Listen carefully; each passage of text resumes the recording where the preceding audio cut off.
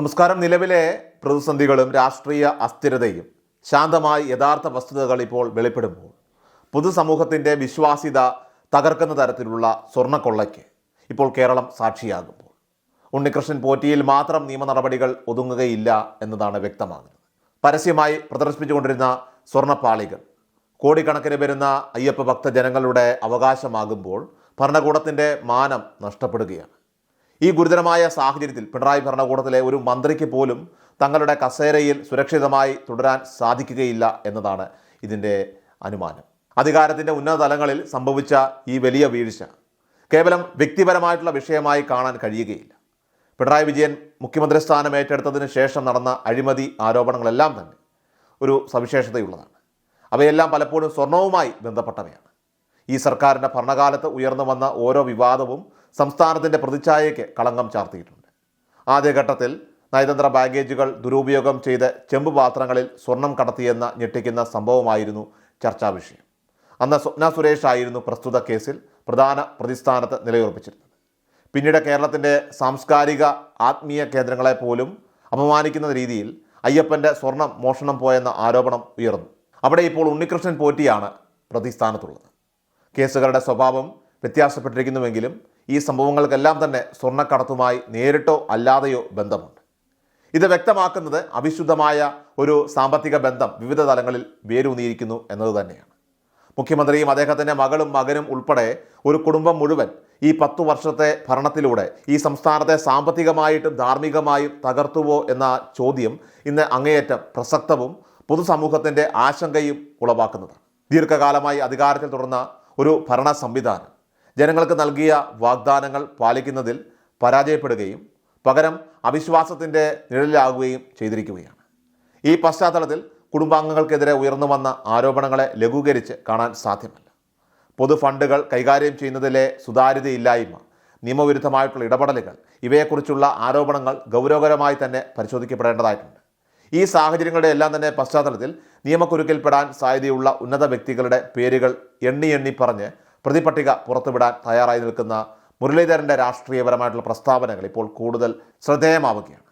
പ്രതിപക്ഷ നേതാക്കളുടെ ഇത്തരം വെളിപ്പെടുത്തലുകൾ ഭരണകക്ഷിക്ക് നേരെയുള്ള ജനവികാരം ശക്തിപ്പെടുത്തുന്നതിനും നീതിയുക്തമായിട്ടുള്ള അന്വേഷണത്തിന് വഴിയൊരുക്കുന്നതിനും കാരണമായി മാറും. ഈ സംഭവങ്ങളുടെ എല്ലാം തന്നെ ഫലമായി സത്യം പുറത്തു വരികയും കുറ്റക്കാർ നിയമത്തിന് മുന്നിൽ വരികയും ചെയ്യുമ്പോൾ മാത്രമായിരിക്കും സംസ്ഥാനത്ത് സുതാര്യമായിട്ടുള്ളൊരു ഭരണം പുനഃസ്ഥാപിക്കാൻ സാധിക്കുക.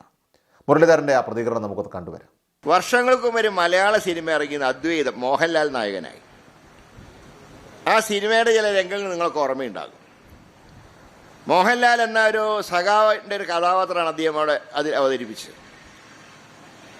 ആ സഖാവായിട്ടുള്ള കഥാപാത്രത്തിനോട് പാർട്ടി സെക്രട്ടറി സോമനാണ് ആ കഥാപാത്രം. സോമൻ പറയുകയാണ്, നിങ്ങളെ ഇന്ന ക്ഷേത്രത്തിൻ്റെ ചെയർമാനായിട്ട് വയ്ക്കുകയാണ്, ദേവസ്വം ചെയർമാനായിട്ട് വയ്ക്കുകയാണ്. നിങ്ങൾക്കൊരു ദൗത്യമുണ്ട്. ആ ദൗത്യം ദേവൻ്റെ കഴുത്തിലെ സ്വർണ്ണമാല അടിച്ചു മാറ്റണം.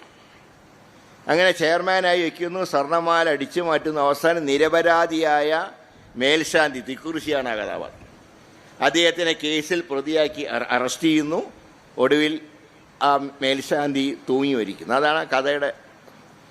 ഞാൻ ഓർക്കുന്ന എത്രയോ വർഷങ്ങൾക്ക് മുമ്പ് ഇങ്ങനെ ഒരു സിനിമ പിടിച്ചപ്പോൾ പിണറായി വിജയനെ പോലൊരു മുഖ്യമന്ത്രിയും വാസവനെ പോലുള്ളൊരു ദേവസ്വം മന്ത്രിയും ഈ സംസ്ഥാനത്ത് ഉണ്ടാവുന്നത് എങ്ങനെ ആ പ്രൊഡ്യൂസർ നേരത്തെ മനസ്സിലാക്കി എന്നുള്ളതാണ് ഞാൻ അത്ഭുതപ്പെടുന്നത്.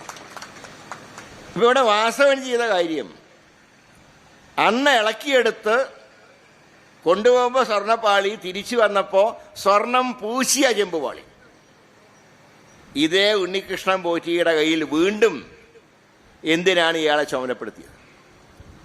എന്തിനാണ് ഇതേ ഒരിക്കൽ ഫ്രോഡ് കാണിച്ച ആളെ? ഞാൻ ചോദിക്കുന്നത്, കൊണ്ടുപോകുമ്പോൾ സ്വർണത്തിൻ്റെ തൂക്കം നോക്കിയിരുന്നു, സ്വർണ്ണപ്പാളിയുടെ തൂക്കം നോക്കിയിരുന്നു, കൊണ്ടുവന്നപ്പോൾ തൂക്കം നോക്കിയിരുന്നു.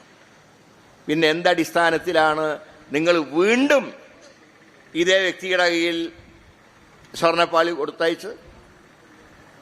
അപ്പോൾ അതിൻ്റെ അർത്ഥം ഇതെല്ലാം ദേവസ്വം ബോർഡ് അറിഞ്ഞുകൊണ്ട് ചെയ്തു എന്നാണ്. ഇപ്പോൾ ഈ കേസിൽ ആരാണ് 8ാം പ്രതി? ദേവസ്വം ബോർഡ്. അന്നത്തെ ദേവസ്വം ബോർഡാണ് 8ാം പ്രതി. ആ ദേവസ്വം ബോർഡ് എന്ന് പറഞ്ഞാൽ പത്മകുമാർ മാത്രമല്ല, പത്മകുമാറിനോടൊപ്പമുള്ള CPIയുടെ പ്രതിനിധി ശങ്കർദാസ് ഉണ്ട്. ഞാൻ ബിനോയ് വിശ്വത്തിനോട് ചോദിക്കുകയാണ്, എന്താ നിങ്ങൾ ഇപ്പോൾ വായ തുറക്കാത്തതെന്താ? കാരണം നിങ്ങളുടെ നോമിനി ഉൾപ്പെടെയാണ് പ്രതിപട്ടികയിൽ നിൽക്കുന്ന 8ാം പ്രതി തിരുവിതാംകൂർ ദേവസ്വം ബോർഡ്. പിന്നീട് ദേവസ്വം ബോർഡ് പ്രസിഡന്റായിട്ട് വന്ന വാസുവാണ് അന്ന് ദേവസ്വം കമ്മീഷണർ. പിന്നീട് പത്മകുമാർ മാറിയപ്പോഴാണ് ഈ വാസു വരുന്നത്. വാസു വരുമ്പോഴേക്കും കോവിഡ് തുടങ്ങി. അപ്പോൾ വാസു എന്ത് ചെയ്തു? ഈ കോവിഡായപ്പോൾ ഭക്തന്മാർ വരുന്നില്ലല്ലോ, ശമ്പളം കൊടുക്കാൻ കാശില്ല. ഇദ്ദേഹം ചെയ്തത് അവിടുത്തെ കിണ്ടി മുരുളിയൊക്കെ വിറ്റു. അതിനുശേഷമാണ് ഈ വാസുവിനെ കിണ്ടി വാസു എന്ന് പിന്നീട് അറിയപ്പെടാൻ കാര്യം. ഇപ്പോൾ 3 പേരാണ് പ്രതിസ്ഥാനത്ത് നിൽക്കുന്നത്. ഒന്ന് പത്മകുമാർ, അദ്ദേഹത്തിൻ്റെ ബോർഡ്. പത്മകുമാർ അത് വ്യക്തിയല്ല, ആ ബോർഡ്.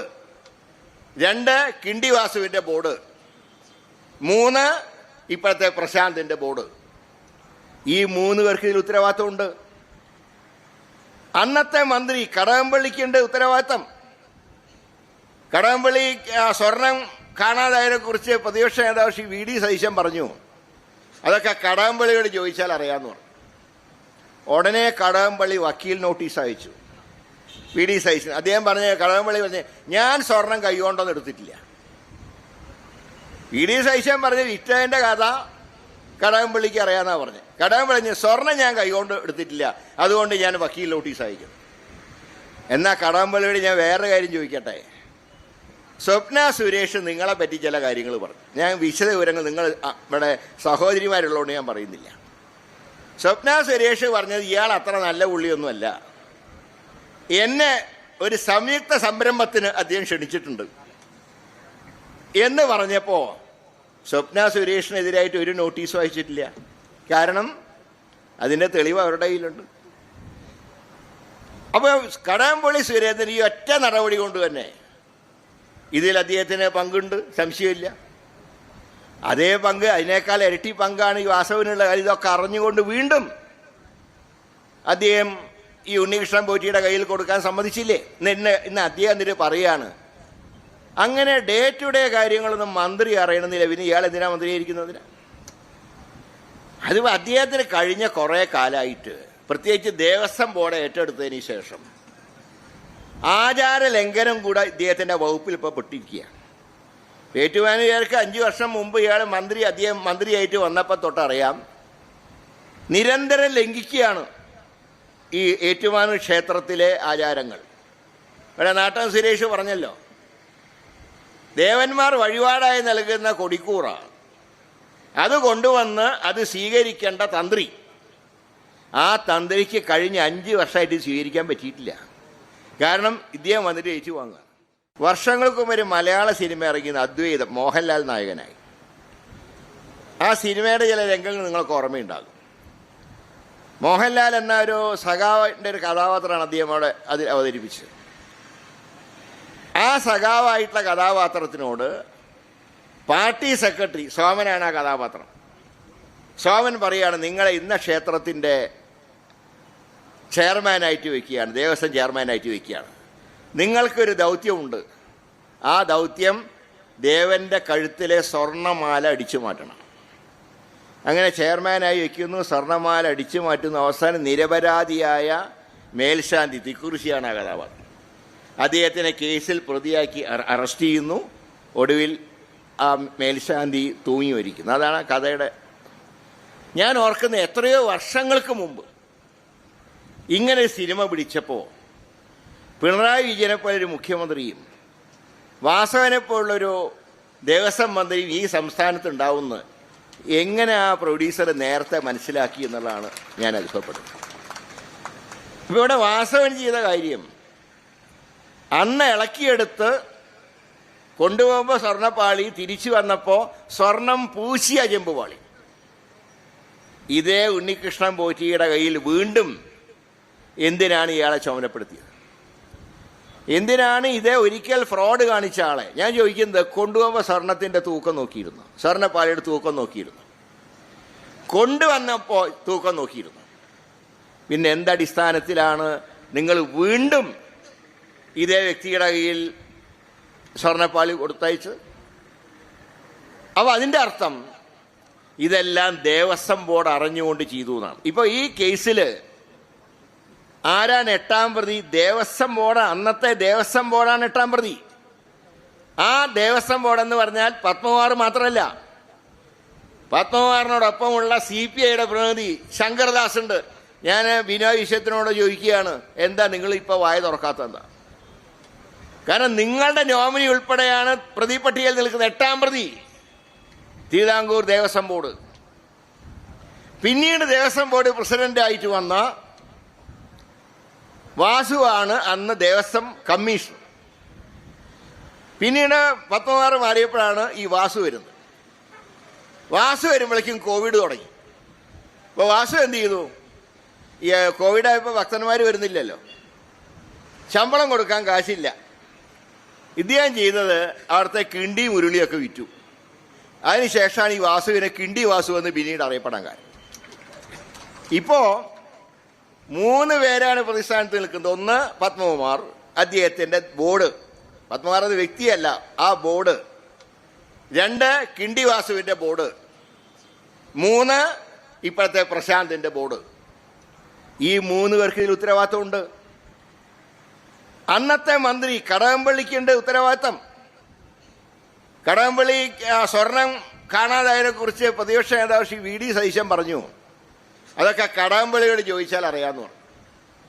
ഉടനെ കടകംപള്ളി വക്കീൽ നോട്ടീസ് അയച്ചു VD സതീശൻ. അദ്ദേഹം കടകംപള്ളി പറഞ്ഞ് ഞാൻ സ്വർണം കൈകൊണ്ടൊന്നും എടുത്തിട്ടില്ല. VD സതീശൻ പറഞ്ഞ് വിറ്റതിൻ്റെ കഥ കടകംപള്ളിക്ക് അറിയാമെന്നാണ് പറഞ്ഞത്. കടകംപള്ളി സ്വർണം ഞാൻ കൈകൊണ്ട് എടുത്തിട്ടില്ല, അതുകൊണ്ട് ഞാൻ വക്കീൽ നോട്ടീസ് അയക്കും. എന്നാൽ കടകംപള്ളിയോട് ഞാൻ വേറെ കാര്യം ചോദിക്കട്ടെ. സ്വപ്ന സുരേഷ് നിങ്ങളെ പറ്റി ചില കാര്യങ്ങൾ പറഞ്ഞു. ഞാൻ വിശദ വിവരങ്ങൾ നിങ്ങൾ ഇവിടെ സഹോദരിമാരുള്ളതുകൊണ്ട് ഞാൻ പറയുന്നില്ല. സ്വപ്ന സുരേഷ് പറഞ്ഞത് ഇയാൾ അത്ര നല്ല പുള്ളിയൊന്നുമല്ല. എന്നെ ഒരു സംയുക്ത സംരംഭത്തിന് അദ്ദേഹം ക്ഷണിച്ചിട്ടുണ്ട് എന്ന് പറഞ്ഞപ്പോൾ സ്വപ്ന സുരേഷിനെതിരായിട്ട് ഒരു നോട്ടീസും അയച്ചിട്ടില്ല. കാരണം അതിൻ്റെ തെളിവ് അവരുടെ കയ്യിലുണ്ട്. അപ്പോൾ കടകംപള്ളി സുരേന്ദ്രൻ ഈ ഒറ്റ നടപടി കൊണ്ട് തന്നെ ഇതിൽ അദ്ദേഹത്തിന് പങ്കുണ്ട്, സംശയമില്ല. അതേ പങ്ക്, അതിനേക്കാൾ ഇരട്ടി പങ്കാണ് ഈ വാസവനുള്ള കാര്യം. ഇതൊക്കെ അറിഞ്ഞുകൊണ്ട് വീണ്ടും അദ്ദേഹം ഈ ഉണ്ണികൃഷ്ണൻ പോറ്റിയുടെ കയ്യിൽ കൊടുക്കാൻ സമ്മതിച്ചില്ലേ? ഇന്ന് അദ്ദേഹം എന്നിട്ട് പറയുകയാണ്, അങ്ങനെ ഡേ ടു ഡേ കാര്യങ്ങളൊന്നും മന്ത്രി അറിയണമെന്നില്ല, പിന്നെ ഇയാൾ എന്തിനാ മന്ത്രിയായിരിക്കുന്നതിന്? അത് അദ്ദേഹത്തിന് കഴിഞ്ഞ കുറേ കാലമായിട്ട്, പ്രത്യേകിച്ച് ദേവസ്വം ബോർഡ് ഏറ്റെടുത്തതിന് ശേഷം ആചാര ലംഘനം കൂടെ ഇദ്ദേഹത്തിൻ്റെ വകുപ്പിൽ ഇപ്പോൾ പെട്ടിരിക്കുകയാണ്. ഏറ്റുമാനൂരുകാർക്ക് 5 വർഷം മുമ്പ് അദ്ദേഹം മന്ത്രിയായിട്ട് വന്നപ്പോൾ തൊട്ടറിയാം, നിരന്തരം ലംഘിക്കുകയാണ് ഈ ഏറ്റുമാനൂർ ക്ഷേത്രത്തിലെ ആചാരങ്ങൾ. ഇവിടെ നാട്ടം സുരേഷ് പറഞ്ഞല്ലോ, ദേവന്മാർ വഴിപാടായി നൽകുന്ന കൊടിക്കൂറ അത് കൊണ്ടുവന്ന് അത് സ്വീകരിക്കേണ്ട തന്ത്രി, ആ തന്ത്രിക്ക് കഴിഞ്ഞ 5 വർഷമായിട്ട് സ്വീകരിക്കാൻ പറ്റിയിട്ടില്ല. കാരണം ഇദ്ദേഹം വന്നിട്ട് ഏറ്റുവാങ്ങുക.